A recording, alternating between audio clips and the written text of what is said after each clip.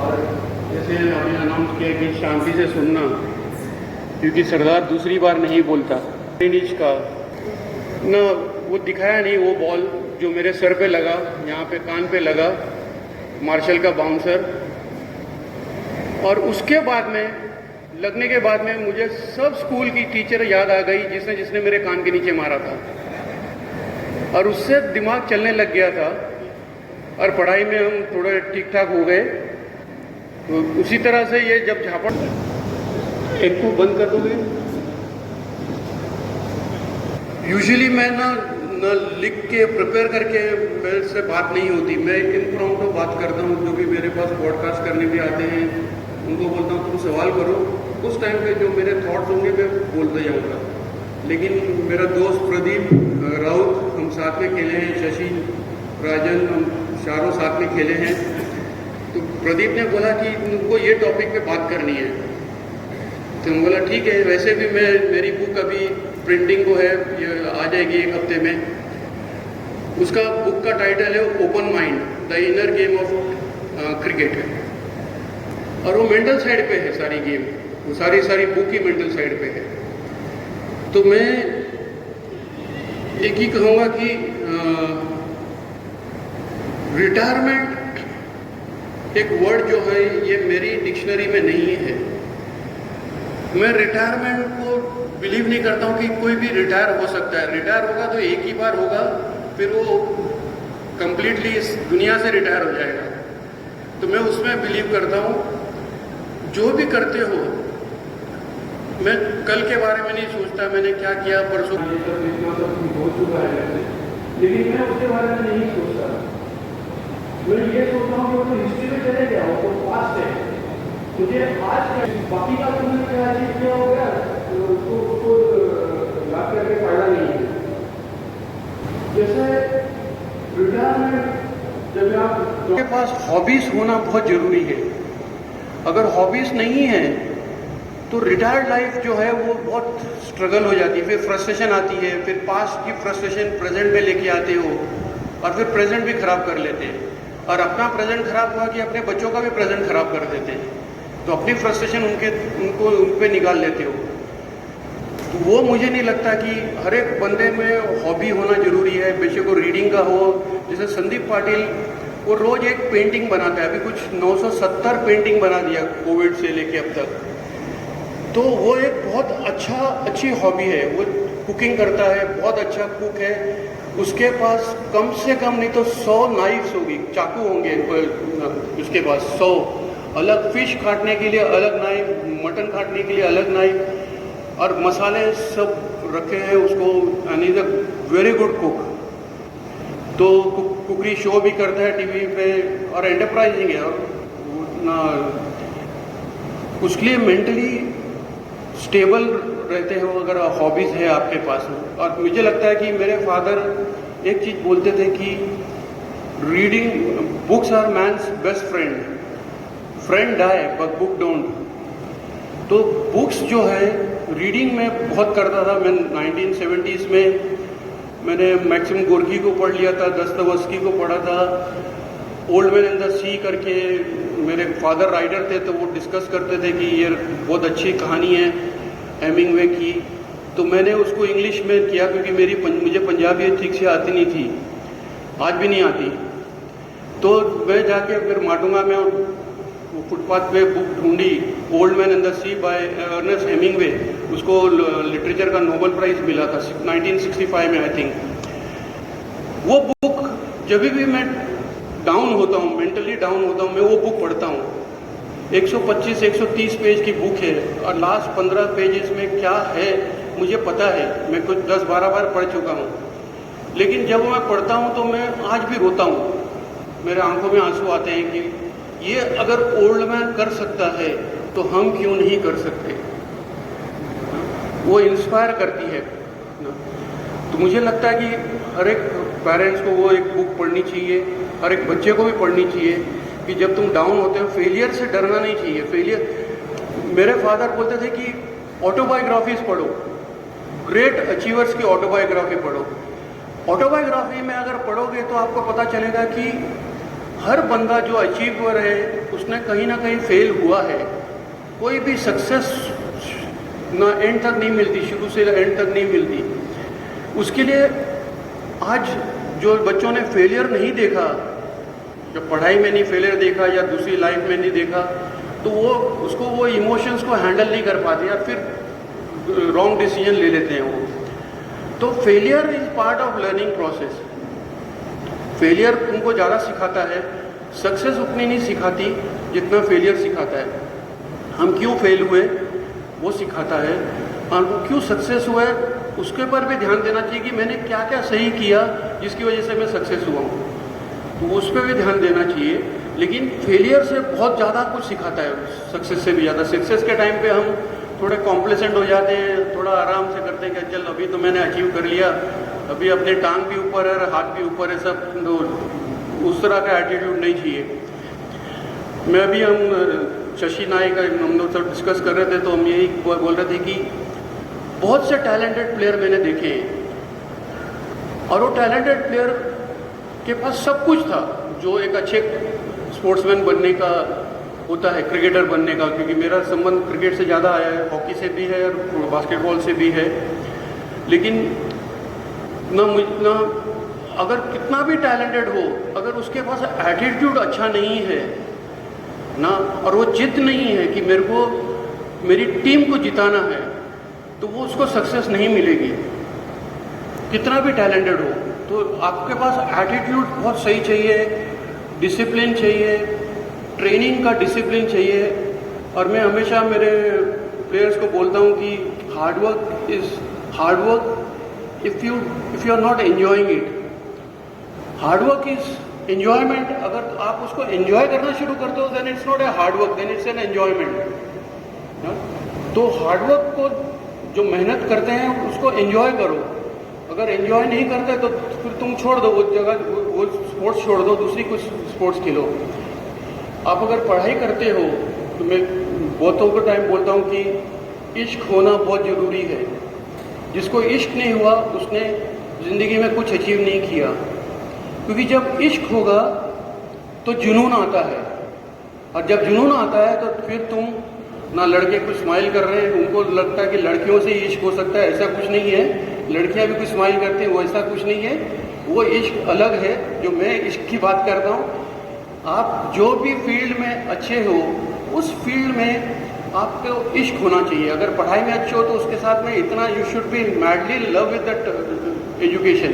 जो भी पढ़ाई करना चाहते हो या जो भी स्पोर्ट्स खेलते हो उसके साथ में इश्क होना चाहिए। उसके लिए सचिन तेंदुलकर बैट लेके सोता था साथ में ना। मैं बहुत कुछ उसकी कहानियाँ बोल सकता हूँ, यहाँ बहुत टाइम चले जाएगा। लेकिन ना जब इश्क होता है तो जुनून आता है, फिर हम बहुत शिद्दत से पढ़ते हैं, हमारा फोकस भी अच्छा होता है। आपने 83 फिल्म देखी? सबने देखी? बच्चों ने देखी कि नहीं देखा? हाथ खड़े करना। ओके, 83 फिल्म देखी, उसमें आपको बोलना पड़ा कि कॉन्सेंट्रेट करो अभी ना नेक्स्ट सीन का बारे में, कॉन्सेंट्रेट करना पड़ा फिल्म देखते हुए? नहीं ना।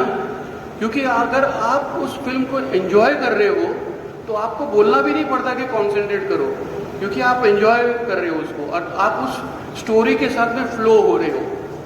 सेम चीज़ स्पोर्ट्स में है कि जो भी स्पोर्ट्स खेलते हो, जो भी आप खेलते हो, जो स्किल्स आप ना इस्तेमाल करते हो जो भी स्पोर्ट्स में, उस स्किल्स के साथ में आप फ्लो करो, उस कॉन्टेस्ट को साथ में फ्लो करो।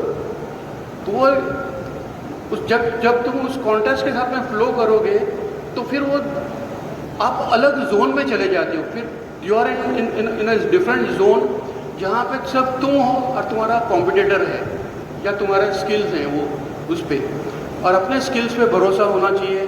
सभी जन बोलते हैं, कोचेज भी बोलते हैं, सब बोलते हैं, लेकिन मुझे ऐसा लगता है कि उस फ्लो को पकड़ने को आना चाहिए कि जो कॉन्टेस्ट का फ्लो है ना, उसको पकड़ लेगा और वो आराम से सक्सेस उसको मिलेगी। और फेलियर के बाद में सक्सेस आती है ना, फेलियर से सिखा देते हैं। चीज़ मुझे लगा कि आज के पेरेंट्स जब वो यंग थे उनकी एम्बिशन पूरी नहीं हो सकी क्योंकि वो स्पोर्ट्स खेलना चाहते थे, और उस टाइम के जो पेरेंट्स हैं 70s में या 80s में, वो सब जन बोलते थे पढ़ाई करो, क्योंकि सब स्ट्रगलिंग क्लास से आते थे। उसकी वजह से क्या हुआ कि जो बच्चों की उम्मीदें थी, उनकी खुद के ड्रीम्स थे, वो पूरे कर नहीं पाए। लेकिन जब आज वो पेरेंट्स बन गए हैं तो उनको लगता है कि हमारी जो ड्रीम्स हैं हम अपने बच्चों के थ्रू पूरी करें, पर वो ये भूल जाते थे कि आज के बच्चे जो हैं उनकी ड्रीम्स अलग हैं, वो कुछ और करना चाहते हैं। तुम्हारी ड्रीम्स नहीं, उनकी अपनी ड्रीम्स भी है। तो आज के पेरेंट्स को मैं ये बोलूँगा कि हर बच्चे की अपनी ड्रीम है, अपनी डेस्टिनी है, अपनी मेहनत है। अभी कहा कि किसी ने कि हम उनकी ज़िंदगी बना सकते हैं, कोच पेरेंट्स किसी की भी ज़िंदगी नहीं बना सकता। हर बंदे को अपनी ही महाभारत लड़नी है ना, हर बंदे की महाभारत अपनी अपनी है, और अपनी महाभारत कैसे जीतनी है उसके बारे में सोचना चाहिए। और पेरेंट्स की एम्बिशन पूरी करने जाओगे तो आप फ्रस्ट्रेटेड स्पोर्ट्समैन बनोगे, क्योंकि अगर पूरी नहीं कर पाए तो जो आप कुछ करना चाहते हो वो भी नहीं कर पाए और उनकी भी एम्बिशन पूरी नहीं कर पाए तो फिर फ्रस्ट्रेशन आएगी। तो लाइफ में फ्रस्ट्रेशन नहीं आनी चाहिए, पॉजिटिव वे में लेना चाहिए। और पेरेंट्स को भी मैं ये बोलना चाहूँगा कि बच्चों पे ये प्रेशर मत डालें कि उनकी एम्बिशन अपने आप होने दो। जैसे मेरी दोनों बेटियों को मैंने स्विमिंग का कंपलसरी किया था जब वो छोटी थी, 12-13 साल की थी, तब से उनको स्विमिंग में डाला। तो मेरी बड़ी बेटी बहुत अच्छी स्विमर थी, स्ट्रॉन्ग स्विमर थी, फिजिकली भी स्ट्रॉन्ग थी। तो उसका कोच आया मेरे पास और बोला कि ये बहुत अच्छा स्विम करती है, स्ट्रॉन्ग है, इसको कंपटीशन में डालें। तो मैंने उसको बोला कि ये एम्बिशन उसकी होनी चाहिए, ये मेरी नहीं है। मैं चाहता हूँ कि वो उसको स्विमिंग आनी चाहिए, स्विमिंग, साइकिलिंग, टाइपिंग, ये सब आना चाहिए, क्योंकि ये स्किल्स आगे जाके लाइफ लॉन्ग रहेंगे हमारे साथ में। तो वो मेरा काम सिर्फ उतना ही है, कॉन्टेस्ट में जाना या टूर्नामेंट किसी कंपटीशन में जाना या नहीं जाना वो उसका है। अगर वो चाहती है तो मैं इनकरेज करूँगा, नहीं चाहती तो ना, उसको जो फील्ड में जाना है तो मैं जाने दूँगा। उसी तरह मेरी छोटी बेटी को मास्टर्स करनी थी इकोनॉमिक्स में, और रुइया कॉलेज में थी तो अच्छी पढ़ाई में होशियार थी, एम्बिशियस भी थी। तो वो उसको मास्टर्स करनी थी, तो उसको जॉन हॉपकिंस में वॉशिंगटन डीसी में उसने किया पोस्ट ग्रेजुएशन। तो जब वो गई यहाँ से तो मैंने उसको एक ही चीज़ बोली कि अगर तुम्हारे एग्ज़ाम्स वहाँ पे हैं ना, ये गोल वहाँ जाने का, मास्टर्स करने का तुम्हारा गोल है, मेरा गोल नहीं है, तुम्हारा गोल है। तुम जाना चाहती हो तो ठीक है, मैं तुमको सपोर्ट करता हूँ। वहाँ जाने के बाद में अगर तुम्हारे एग्ज़ाम्स हैं तो तुम पहले एग्ज़ाम दोगी। अगर यहाँ पे मेरी मौत भी हो जाती है तो तुम अपने एग्ज़ाम्स पहले दोगी, पर यहाँ नहीं आओगी, क्योंकि यहाँ तो मैं मर गया, तुम्हारे आने से मैं जिंदा होने वाला नहीं हूँ। अगर इतनी शिद्दत है तुम्हारे में, इतना जुनून है तो तू कर, मैं फुल सपोर्ट करता हूँ। जितना तुम पढ़ना चाहती हो पढ़ो, उतनी देर मुझे ज़्यादा धूप में काम करना पड़ेगा, क्योंकि मैं कोचिंग में था तो सारा दिन धूप में रहना पड़ता। तो ना ये जुनून होना चाहिए हर बच्चे में। अगर जुनून होगा तो अपने आप अपने डेस्टिनेशन तक वो पहुँच जाएगा, वो जो उसके ड्रीम्स है उसको फुलफिल कर सकता है ना। इतना पेरेंट्स का भी समझ होनी चाहिए कि पेरेंट्स को भी ये समझना चाहिए कि नहीं, ये बच्चों की लाइफ है, उनके गोल्स हैं, उनके गोल्स को तुम सपोर्टिंग कैरेक्टर हो, तुम मेन हीरो नहीं हो।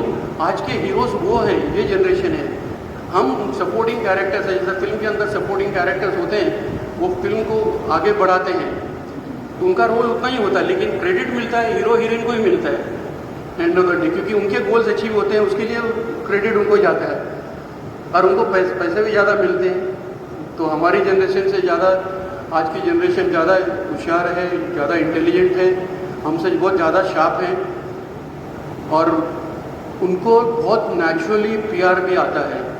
मेरा पीआर बहुत गंदा है, अगर मेरा पीआर अच्छा होता तो मैं इंडिया का कोच होता, लेकिन नहीं बन सका। मैं जो हूँ, जैसा हूँ वैसा ही हूँ ना। अगर किसी को प्रॉब्लम है तो उसकी प्रॉब्लम है, मेरी प्रॉब्लम नहीं है। मैं जैसा हूँ मैं सामने हूँ ना, मैं दो ये नहीं करता। मैं ऑलवेज एक चीज़ में बिलीव करता हूँ कि दिल और दिमाग में अगर बात हो तो दिल झूठ नहीं बोलता, झूठ दिमाग में आता है। दिमाग झूठ बोलता है, दिल झूठ नहीं बोलता। जो भी काम करो दिल से काम करो। और वैसे भी मैं सरदार हूँ तो मैं दिल से दिमाग का काम लेता हूँ। तो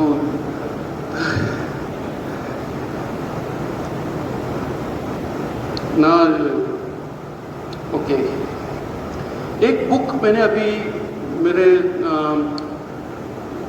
स्पोर्ट्स साइकोलॉजिस्ट है, वो लड़की टेनिस खेली है, इंडिया के लिए टेनिस खेली है, जानकी, डॉक्टर जानकी देओले करके है। उनमें नेशनल क्रिकेट एकेडमी में जब हेड कोच था तो वो वहाँ पे आई थी, तो ब्रिजेश पटेल ने बोला ये स्पोर्ट्स साइकोलॉजिस्ट है, तो बोला आ जाओ, तुमको जो करना है यहाँ पे करो हमारे बच्चों के साथ में। तो चाहिए थे हमको उस टाइम पे, तो वो आई। वो आज इतनी ग्रो हो गई है कि बहुत अच्छा काम कर रही है नेशनल क्रिकेट एकेडमी में। वो अभी भी काम कर रही है। मैं तो बाहर आ गया, वो अभी तक वहाँ पे है। और उसने बुक लिखी, उसका नाम है challenge mode on, challenge mode on करके, आई थिंक अमेजोन पे मिलती है। उसका नाम है डॉक्टर जानकी देओले। तो उसने बुक लिखी है, आई थिंक हर एक पेरेंट्स को वो बुक पढ़नी चाहिए। और एक बुक है जो मैं रिकमेंड करूँगा पेरेंट्स के लिए, वो है living loving and learning by Leo Buscaglia. वो बुक आप कहीं से भी खोल के पढ़ना शुरू कर दो। जो भी कोचेस एंड पेरेंट्स हैं, टीचर्स हैं, उनको वो बुक पढ़नी चाहिए। कहीं से भी बुक स्टार्ट करो, आपको फ्रेश लगेगी वो बुक। उसमें कुछ ऐसा चैप्टर्स से पढ़ने की ज़रूरत नहीं है, कहीं से भी शुरू कर दो तो बहुत कुछ सिखाती है वो। तो ये दो बुक्स जो मुझे लगता है कि वो अच्छी है। मैं भी मेरी बुक ये आ जाएगी अभी ओपन माइंड करके, वो खास करके क्रिकेटर्स के माइंड के इसमें रख के लिखी है। लेकिन मुझे लगता है कि हर स्पोर्ट्स में मेंटल एबिलिटी हर एक स्पोर्ट्स में चाहिए, माइंड ट्रेनिंग हर एक स्पोर्ट्स में चाहिए। एक्चुअली अर्जुन के पास जो स्किल्स थे उसको भी ज़रूरत थी, इतनी स्किल्स होने के बावजूद भी उसको मेंटल प्रिपरेशन नहीं किया था। तो वहाँ पे कृष्ण जी उसको महाभारत के रणभूमि में उसको मेंटली ट्रेन करते हैं कि तुझे क्यों लड़ाई लड़नी चाहिए, ये क्यों वध करना है बाकियों का, ये महाभारत जीतने का। क्योंकि कृष्ण को पता था कि अर्जुन ही महाभारत जिता सकता है, तो उसको मेंटली ट्रेन किया था वहाँ पे। तो मेंटल ट्रेनिंग बहुत इम्पॉर्टेंट है।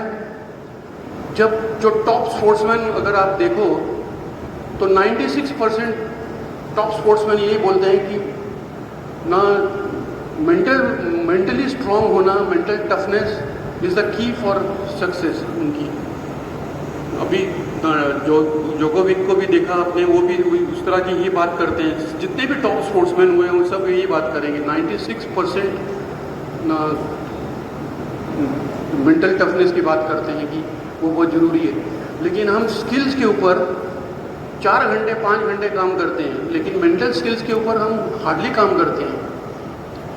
मे भी हमारी जनरेशन बहुत लकी थी क्योंकि हम उस जनरेशन के हैं जहाँ पे स्ट्रगल लाइफ की एक वे ऑफ लिविंग था। वो स्ट्रगल के थ्रू ही जाना पड़ता था। ट्रेन पकड़ने के लिए स्ट्रगल थी ना, जो जहाँ रहते थे वहाँ पे स्ट्रगल थी, फाइट्स होती थी, स्ट्रीट फाइट्स होती थी। तो वो मेंटली हमको ऐसे फिजिकली और मेंटली उसने टफ कर दिया। तो हमारी लाइफस्टाइल उस टाइम की उस तरह की थी। आज के बच्चों की लाइफस्टाइल वो नहीं है। हम तो ऐसे झाड़ पेड़ दिखते थे तो हम चढ़ जाते थे पेड़ों के ऊपर। आज के बच्चे नहीं पेड़ों पे चढ़ते तो पेरेंट बोलते रहे गिर जाएगा, टांग टूट जाएगी, ये हो जाएगा, उनमें डर डालते हैं। ये नहीं बोलते हैं कि तुमको पेड़ पे चढ़ना है, ओके चढ़, इस तरह से चढ़। अभी आपने देखा कि वो बेर का बच्चा और उसकी माँ उसको सिखाती है, माँ उसको ट्रेन कर रही है कि तेरे को तेरी प्रॉब्लम जो है तुझे सॉल्व करनी है। तेरी प्रॉब्लम दूसरा कोई